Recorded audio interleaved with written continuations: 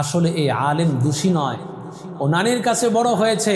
শিয়ালের কাছে মুরগি বর্গা দেওয়ার যে অবস্থা, এই নাতনিকে নানা নানির কাছে দেওয়ার সেই অবস্থায় হয়েছে।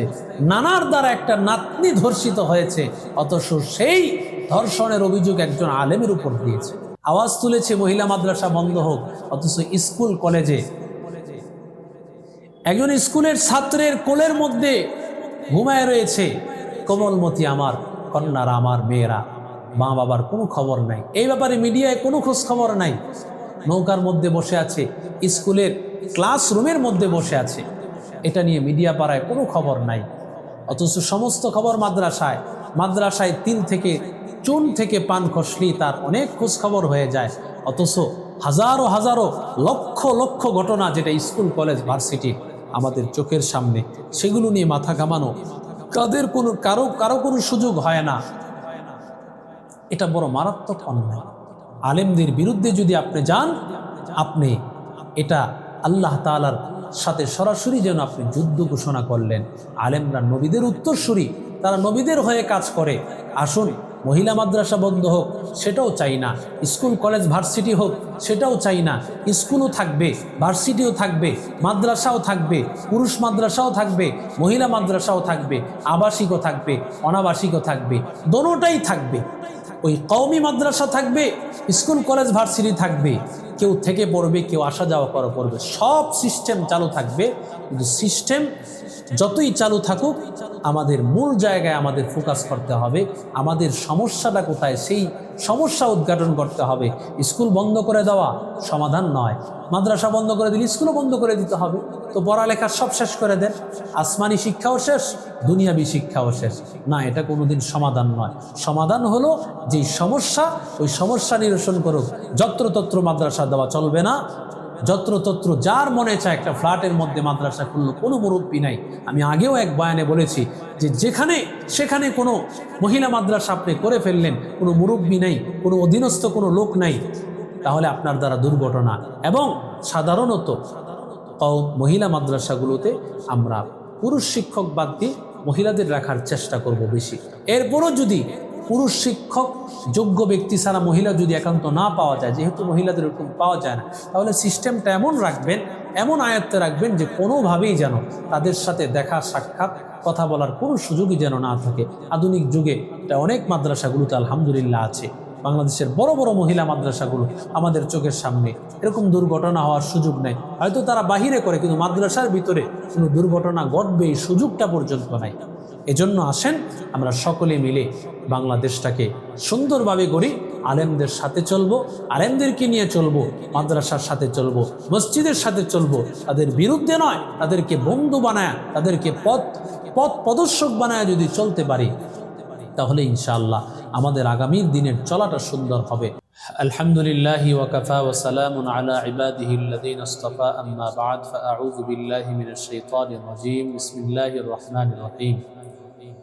ইয়া আইয়ুহাল্লাযীনা আমানু ইজতানিবু কাসীরাম মিনায-যন্ন ইন্না বা'দায-যন্নি ইসমুন ওয়া লা তাজাসসাসু ওয়া লা ইয়াগতাব বা'দুকুম বা'দা আইয়ুহিব্বু আহাদুকুম আন ইয়াকুলা লাহমা আখীহি মাইতান ফাকারিহতুমুহু ওয়াত্তাকুল্লাহ ইন্নাল্লাহা তাওয়াবুর রহিম।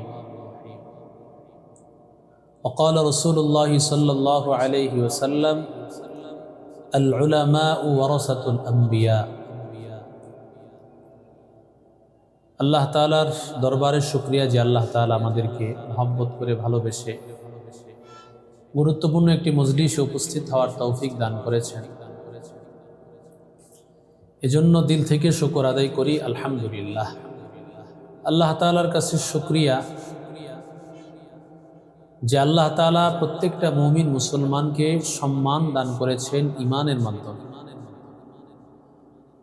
এবং আল্লাহ তাআলা ঈমানদারদেরকেই বিভিন্ন আদেশ নিষেধ আল্লাহ দিয়ে দান করেছেন। যারা বেঈমান তাদেরকে আদেশ দেওয়ার কিছু নাই, তাদের সর্বপ্রথম আদেশই তো তাদের ঈমান। ঈমান ছাড়া সারা পৃথিবীর যত কাজ করবে সব বৃথা। এজন্য আল্লাহ তাআলা কোরআনে বিভিন্ন জায়গায় ঈমানদারদেরকেই বিভিন্ন বিষয়ে আদেশ দিয়েছেন। ইয়া আইয়ুহাল্লাযীনা আমানু তাকুল্লাহ ইয়া আইয়ুহাল্লাযীনা আমানুস্তাঈনু, ইয়া আইয়ুহাল্লাযীনা আমানুজতানিবু কাসীরাম মিনাজ-জান। আল্লাহ বলেন, ও দুনিয়ার ঈমানদারেরা, তোমরা অধিকাংশ খারাপ ধারণা থেকে বেঁচে থাকো।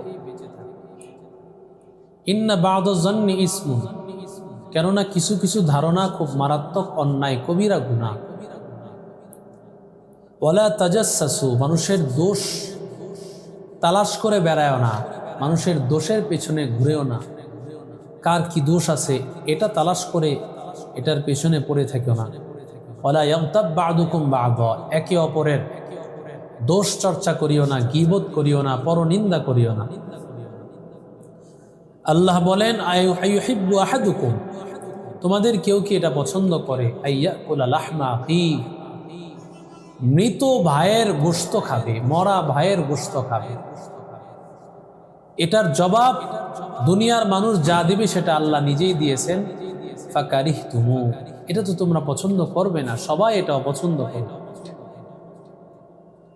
সুতরাং ওয়াত্তাকুল্লাহ, যেহেতু তোমরা মৃত ভাইয়ের গোশত খাওয়াকে অপছন্দই করো, সুতরাং পরনিন্দা করা, গীবত করা, শিকায়াত করা, মানুষের দোষ তালাশ করা, এগুলো থেকে বেঁচে থাকে। আজকে সমাজে দেখা যায় মানুষ অন্যায় করে, মানুষ বলতে আল্লাহ তাআলা মানুষের মধ্যে একটা গুণ দান করেছেন, মানুষ ভালো করবে, খারাপ করবে। সাম্প্রতিককালে আমরা খবর পেয়েছি নেত্রকোনায় যে একটা মেয়েকে ধর্ষণ করা হয়েছে, 11 বছরের মেয়েকে 5 মাসের অন্তঃসত্ত্বা করা হয়েছে। এটা নিয়ে ফেসবুক সহ বিভিন্ন গণমাধ্যমে, এমনকি সাংবাদিক ভাইয়েরা সহ এমনভাবে প্রচার করেছেন, মনে হয় যেন আলেম সমাজের কোনো দাম এই পৃথিবীতে নাই, মাদ্রাসার কোনো মূল্য এই পৃথিবীতে নাই। মাদ্রাসাগুলো মনে হয় যেন ডাস্টবিনে যাওয়ার পাত্র, আলেমরা মনে হয় ডাস্টবিনে যাওয়ার পাত্র। যদি এক শার্ট প্যান্ট টাই পরাওয়ালা ব্যক্তি চুরি করে, তাই বলে আমি সমস্ত শার্ট প্যান্ট টাই পরাওয়ালা ব্যক্তি যারা আছেন সবাইকে তো আমি চোর বলতে পারবো না। সবাই তো চুরি করে নাই, চুরি করেছেন একজন ব্যক্তি, তাই বলে সবাইকে চোর সাব্যস্ত করা এটা কখনো বুদ্ধিমানের কাজ নয়। এটা কখনো বুদ্ধিমানের কাজ নয়। চেয়ারে বসে কলমের খোঁচা দিয়ে সুদ ঘুষের হালাল লক্ষ লক্ষ টাকা হারাম ভাবে জুলুম করে, নির্যাতন করে, মানুষের কাছ থেকে কামাই করে, শার্ট প্যান্ট টাই পরনেওয়ালা কিছু সুশীল সমাজ। তাই বলে কি সমস্ত শার্ট প্যান্ট টাই পরনেওয়ালা যারা আলেম না সবাইকে কি সুদখোর বলা যাবে? সবাইকে ঘুষখোর বলা যাবে? যারা সরকারি চাকরিজীবী, বেসরকারি চাকরিজীবী, ব্যাংকে কাজ করেন, সবাইকে আমরা তো বলতে পারি না যে সে সুদখোর, সে হারামখোর, সে ঘুষখোর। বরং অনেক পুলিশে, আর্মিতে, র্যাবে চাকরি করে যারা 5 ওয়াক্ত নামাজ পড়ে, দাওয়াত ও তাবলীগের মেহনত করে, চরমনায়ের মুরিদ, উজানির পিসাবের মুরিদ।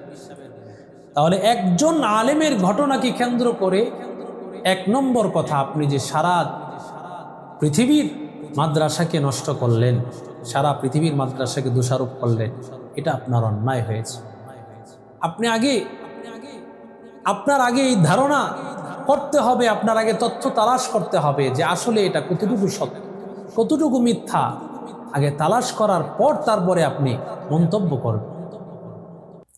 দুঃখজনক হলেও সত্য কথা, আমরা ইতিমধ্যে সবাই জেনে গিয়েছি যে এই আলেমকে ফাঁসাইতে চেয়েছে, আসলে এই আলেম দোষী নয়। ও নানির কাছে বড় হয়েছে, ওই দুধ কলা খাওয়ায়া সাপ পোষার যেই ঘটনা, সেই ঘটনা হয়েছে।